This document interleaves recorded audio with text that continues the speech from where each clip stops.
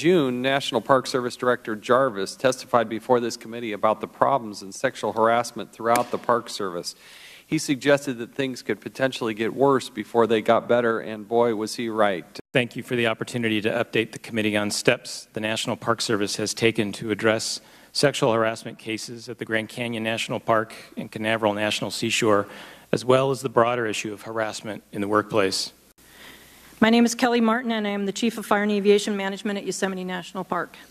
I've been in my current position for over 10 years. My motivation for this statement is for greater focus and scrutiny on the culture created when leaders of our organization fail to take disciplinary action and to hold perpetrators accountable for their actions.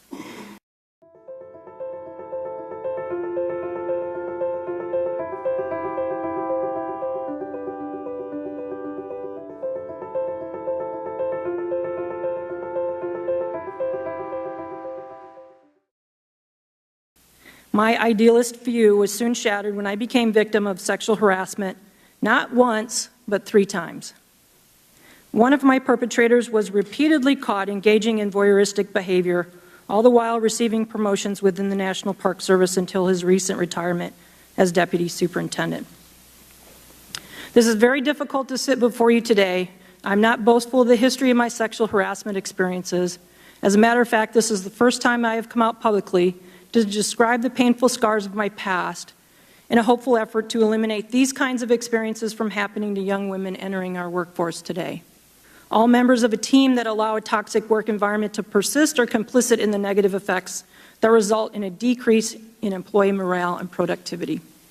The subtle and overt nuances of a hostile work environment erodes human dignity and diminishes the full potential of our most valued resource, the people who care so deeply in the mission of the National Park Service and their desire to reach their personal and professional aspirations. We owe this to our future generation of women and men leaders who our agency desperately needs to guide us through our current human resource challenges.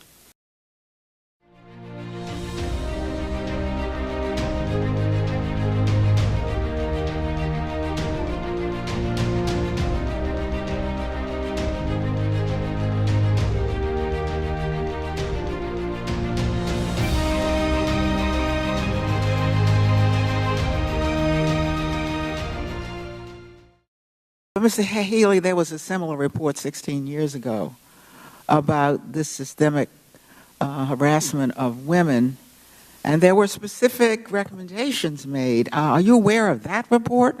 The fear of retaliation, the fear of coming forward is not necessarily in our culture to come forward and to describe hostile type of situations or a toxic type of environment. You said you have a zero tolerance policy? Are you kidding me?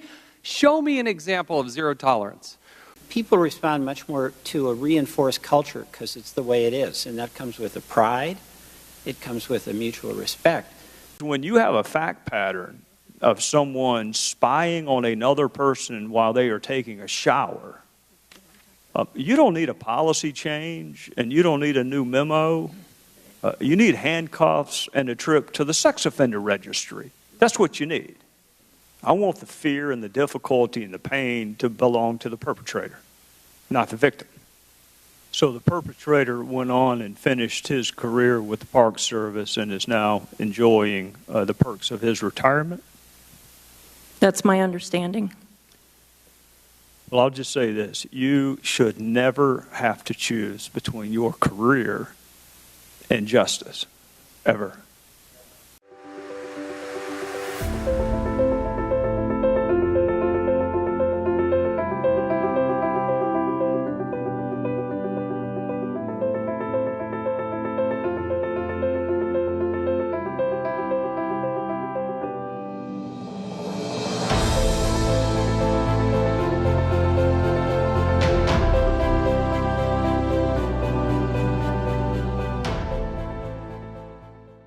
The supervisor of the former river district, temporary promotion to another park. Do you think that was appropriate? I don't. And a lot of employees at the park feel the same way. Mr. Reynolds, do you think appropriate actions have been taken? It seems that there's a pattern across here that women were intimidated, other people were intimidated, They were traumatized. And you gave one guy a temporary promotion.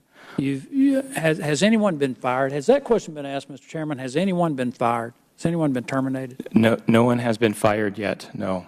It seems to be a disciplinary pattern. action are underway.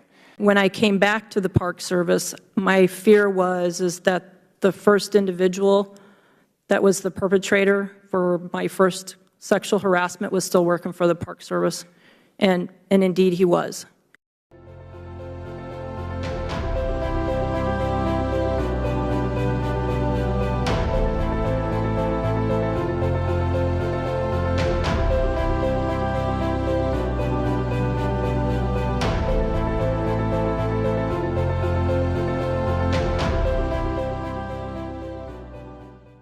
There is a culture of tolerance and acceptance of this kind of behavior in our workforce. And I have been powerless, although maybe I could have come forward with more formal complaints. I did not.